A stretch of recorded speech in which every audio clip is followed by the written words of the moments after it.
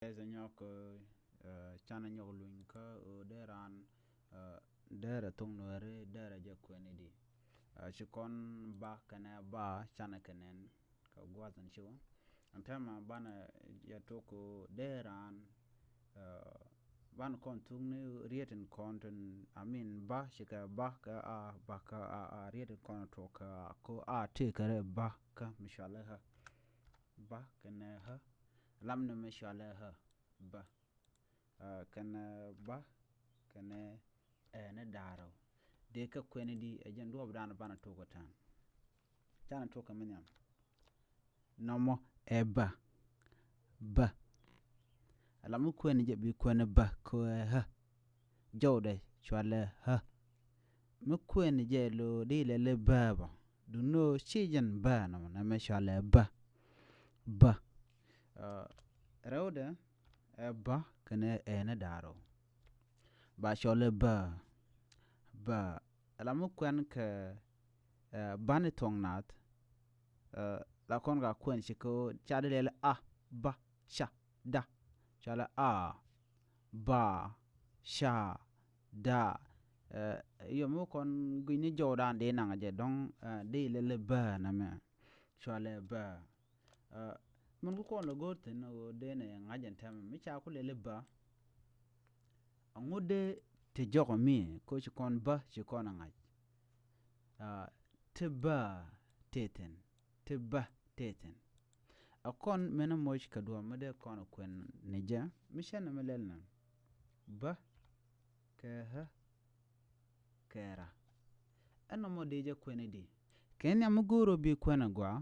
bi kon kwen bana daro kiri daro tin toka je chika ba kana ha bi na me mishalara bangot bi kweni yo goda na kulo pen pin la pen pin rit ka ko bo kulo shub gwada la wa kwena ke jwa men gor kon anta o de kon ba bane ko le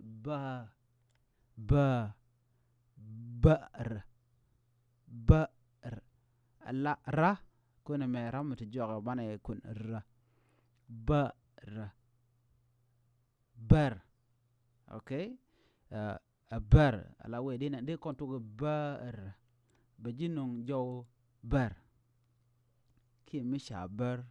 ki shoden do dien nyoko shul monan chan wo mo do dien ba ke ha kenna ken nyam shikaman chalar bi rieden nyam ki bandang jo ki bandaro de nyam bi kon bi kwen kel chikana monte chale ba antaman gor bana matin enna metodo menne ba me ki ba yol kana me chale na bana jenang na ban na ala jor bo ban na ban ba beriet ndan mangor kon wakula ben ban na ala tel na de jaw de ling lo metod ko jen la wiya rod wiya ka chong ka jak ka gurita ban ke jen duo mo de mishit kana mo ki reto wan to ka ba kana ha ka ba ka ha de ka ngai ka je tiaga long mu wije gor de yi pronunciation ki do bdan de red mo de je kwen ka je der shu lo du eteldo tin channel at ka jen gome ba bar ban ke jen do mo ajenda na gor batem kon ban nyog jig nyok kum da dien bebana chulo de test goro to bjo dien bija practice ki bronge ke je ko jen do bdan bi kwen be shu ngai ke je mi jin gat ke jiram dit goro to bi gor ko na me be jaga ja ngi kwen bible ki enaran bo kane itin kon ro ka tung wero de ran de je gor warga ki de je